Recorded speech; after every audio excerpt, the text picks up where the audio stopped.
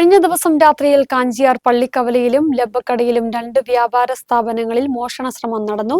ഇതിൽ ലബ്ബക്കടയ്ക്ക് സമീപത്തെ ബേക്കറിയിൽ കയറിയ മോഷ്ടാവ് പുറത്ത് സുരക്ഷയ്ക്കായി സ്ഥാപിച്ച CCTV അടക്കം തകർത്തു.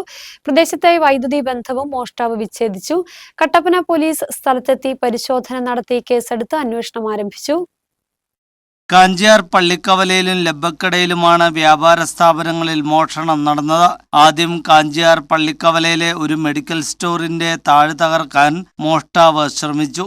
ശബ്ദം കേട്ട് സമീപത്തുണ്ടായിരുന്ന 2 പേർ ഓടിയെത്തിയപ്പോഴേക്കും മോഷ്ടാവ് ഇവിടെ നിന്നും രക്ഷപ്പെടുകയായിരുന്നു. തുടർന്ന് ലബ്ബക്കട ടൗണിന് സമീപത്തെ കൊട്ടാരംകുന്നേൽ അനീഷ് ജോസഫിന്റെ ഉടമസ്ഥതയിലുള്ള ബേക്കറിയിലാണ് മോഷണശ്രമം നടത്തിയത്. ഇവിടെ എത്തിയ മോഷ്ടാവ് ആദ്യം ബേക്കറിക്ക് പുറത്ത് സുരക്ഷയ്ക്കായി സ്ഥാപിച്ച CCTV തകർത്തു. ഇതോടൊപ്പം സമീപത്തെ മറ്റ് വ്യാപാര സ്ഥാപനങ്ങളുടെ മുന്നിൽ സ്ഥാപിച്ച CCTVകളുടെ ഡയറക്ഷൻ മാറ്റുകയും ചെയ്തു. തുടർന്ന് താഴ് തകർത്ത് അകത്ത് പ്രവേശിച്ച മോഷ്ടാവ് പെട്ടിക്കുള്ളിൽ ഉണ്ടായിരുന്ന 350 രൂപ മോഷ്ടിച്ചു. കൂടാതെ വെള്ളം ഉൾപ്പെടെയുള്ള സാധനങ്ങളും എടുത്തു കൊണ്ടുപോയി. രാത്രി 2 മണിക്ക് ശേഷമാണ് മോഷണം നടന്നത്. മോഷ്ടാവിന്റെ ദൃശ്യങ്ങൾ CCTVയിൽ പതിഞ്ഞിട്ടുണ്ട്. സമീപത്തുള്ള ട്രാൻസ്ഫോമറിൽ നിന്നും വൈദ്യുതി ബന്ധം വിച്ഛേദിച്ച ശേഷമാണ് മോഷ്ടാവ് മോഷണം നടത്താൻ ശ്രമിച്ചത്. പരാതിയുടെ അടിസ്ഥാനത്തിൽ കട്ടപ്പന പോലീസ് സ്ഥലത്തെത്തി പരിശോധന നടത്തി കേസെടുത്തു.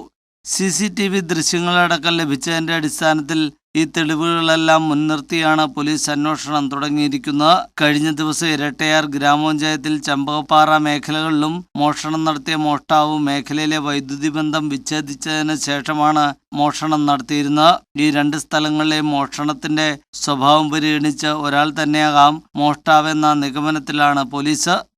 News bureau, Kattappana.